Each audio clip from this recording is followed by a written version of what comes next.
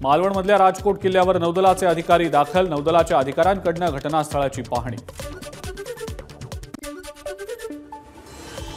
29 सप्टेंबरपासून पुन्हा आमरण उपोषण करणार, मनोज जरांगेंचा सरकारला इशारा। जरांगेंच्या उपोषणाला मराठा आंदोलकांचा विरोध। राजकोट किल्ल्यावरील घटनेच्या निषेधार्थ राष्ट्रवादी अजित पवार गटातर्फे गोंदियात मोर्चा। शहरातल्या मनोहर चौकातल्या शिवरायांच्या पुतळ्यासमोर नोंदवला निषेध। अकोल्यातल्या सहकार नगरमधील छत्रपती शिवाजी महाराज स्मारकाजवळ राष्ट्रवादी काँग्रेसचं आंदोलन। हातावर काळ्या फिती बांधत कार्यकर्त्यांचं मूक आंदोलन।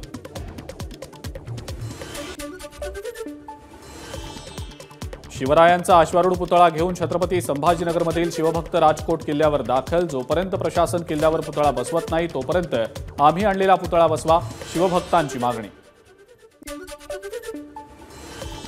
शिवरायांच्या पुतळ्याप्रकरणी अमरावतीमध्ये अजित पवारांच्या राष्ट्रवादीचं मूक आंदोलन। दोषींवर कठोर कारवाईची मागणी।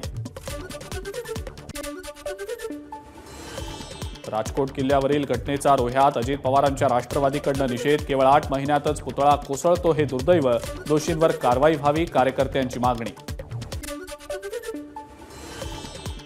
गोंदियामध्ये महावितरण कार्यालयावर ठाकरे गटाचा जनआक्रोश मोर्चा।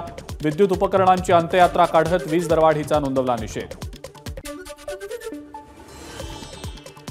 माळशिरसमध्ये स्वाभिमानी शेतकरी संघटनेचं हलगीनाद आंदोलन। दुष्काळाच्या झळा सोसणाऱ्या शेतकऱ्यांना 100% कर्जमाफीची मागणी।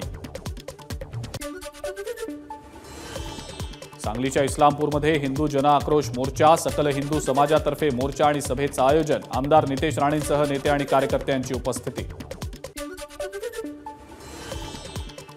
नंदुरबारच्या सूरज केसरी नगर परिसरात खेळणाऱ्या मुलीचा विनयभंग करणाऱ्या विरोधात गुन्हा दाखल।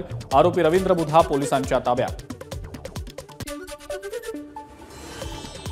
हिंगोलीतील तलाठी हत्या प्रकरणी महसूल विभागातील अनेक संघटनांचं काम बंद आंदोलन। वसमतच्या आडगावात काल तलाठी संतोष पवारांची झाली होती हत्या। जुन्या पेन्शन योजनेसह इतर मागण्यांसाठी वाशिम नगरपालिका कर्मचाऱ्यांचं आंदोलन। नगरपालिका कर्मचाऱ्यांकडून सरकार विरोधात घोषणाबाजी। वसतिगृह आणि आश्रमशाळेतल्या विद्यार्थ्यांच्या समस्या सोडवण्यासाठी स्टुडंट फेडरेशनचं निवेदन। सरकार आदिवासींकडे गांभीर्यानं लक्ष देत नसल्याचाही आरोप। धुळ्यामध्ये सत्यशोधक कष्टकरी सभेचा तहसील कार्यालयावर मोर्चा। आदिवासी हक्क संपवणारे वन विधेयक तत्काळ रद्द करण्याची मागणी।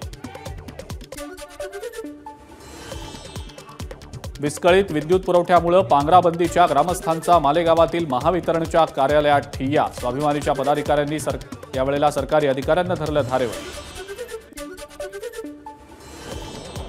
पालघरमध्ये 5 वर्षीय मुलीवर लैंगिक अत्याचाराची घटना। प्रकृती खालावल्यामुळे मुलीला केलं रुग्णालयात दाखल। पोलीस ठाण्यातही गुन्हा दाखल।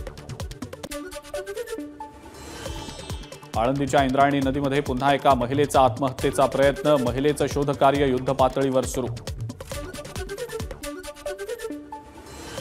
वाशिममध्ये 6 ते 7 जणांनी चाकूनं वार करत तरुणाची केली हत्या। राहुल वाघ असं हत्या झालेल्या तरुणाचं नाव, हत्येचं कारण स्पष्ट। नाशकात विवाहित महिलेचा राहत्या घरी मृतदेह आढळला। पाथर्डी भागात आढळलेल्या महिलेची हत्या झाल्याचा संशय, पोलिसांचा तपास सुरू। लाडकी बहीण योजनेसाठी सरकार आदिवासी विकास निधीचा वापर करतंय, आदिवासी संघटनेचा आरोप। या संदर्भात आदिवासी संघटनेचं धुळे जिल्हाधिकाऱ्यांना निवेदन।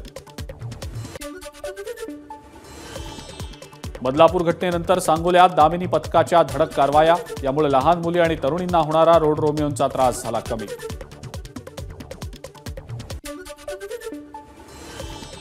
सोलापूर जिल्हा परिषदेच्या सीईओ मनीषा आव्हाळेंची बदली। आव्हाळे आता पुणे महानगरपालिका स्मार्ट सिटी डेव्हलपमेंट कंपनीच्या सीईओ।